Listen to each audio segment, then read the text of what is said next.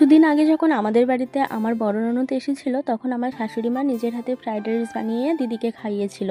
সেদিন আমরা এত বড় একটা দুর্ঘটনার হাত থেকে বেঁচে গিয়েছিলাম, সেটা আর কি বলবো।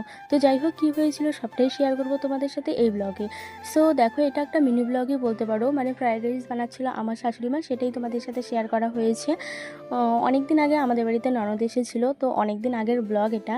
সেই রথযাত্রার সময় আমার ননদ এসেছিল, তখনকার ব্লগ। অনেক ব্লগ আপলোড করেছি, এই ব্লগটা আর আপলোড করা হয়নি। এর আগেও যখন এসেছিল তখন মায়ের হাতে ফ্রাইড রাইস খেতে চেয়েছিল, কিন্তু মা সময় পায়নি ফ্রাইড রাইস বানানোর।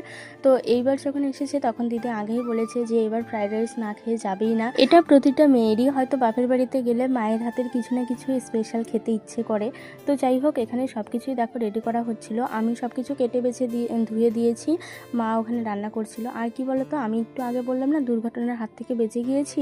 এই যে দেখো, ফ্রাইড রাইসের চালটা যখন সিদ্ধ হয়ে গেছে, তখন আমার ননদের মেয়ের, মানে তানি, আমার ভাগ্নি, ও এসেছিল ভিডিও করার জন্য। আর ও যখন ভিডিও করার জন্য এসেছিল, আর সেই টাইমে হাঁড়ি উপর করে এই ভাতগুলো ঢালছিল, আর ভাতের হাঁড়িটা ছিটে গিয়ে মোনার পায়ের মধ্যে লেগে গিয়েছে।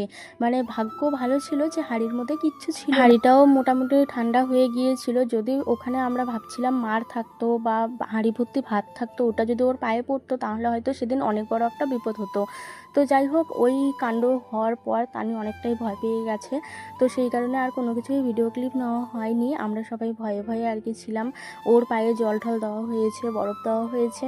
তারপর এখানে মানে কিভাবে কি রান্না হয়ে গেছে, ওই দেখো মন খারাপ করে বসে আছে। ওকে বললাম যে মা দুধ খাবে নাকি, ও দুধ টুধ কোনো কিছুই খাবে না। মানে পায়ে একটু ছ্যাঁকা লেগেছে, সেই কারণে ওর মন খারাপ ছিল। অনেক ভিডিও ক্লিপ ছিল, সেগুলো দেইনি।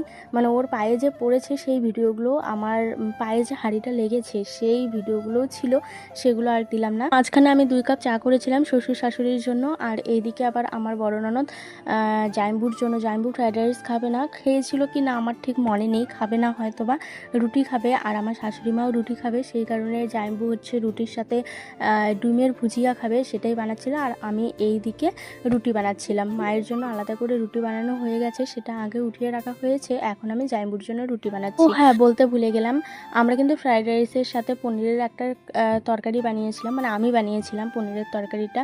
পনির দিয়ে আমরা খেয়েছি। আর দুপুরবেলা আমাদের বাড়িতে সেদিন মাংস রান্না করা হয়েছিল, আমার বর আবার মাংস দিয়ে ফ্রাইটা খেয়েছে। তো যাই হোক, এদিকে দেখো আমরা সবাই মিলে খেতে বসেছি। তো কেমন লাগলো ব্লগটা অবশ্যই জানিও। আর ওই যে আমার বড় ননদ, এই যে তানি, অনেক কান্নাকাটির পরে এসে খেতে বসেছে। তো চলো আমরা খেয়ে নিচ্ছি। আর ফ্রাইড রাইসটা খেতে কিন্তু ভীষণ ভালো হয়েছিল। আমার শাশুড়ি মা ফ্রাইড রাইস খুব ভালো বানায়, সেটা আগেই শুনেছি, এই প্রথম তার হাতে খেলাম। চলো আজকের মতো টাটা।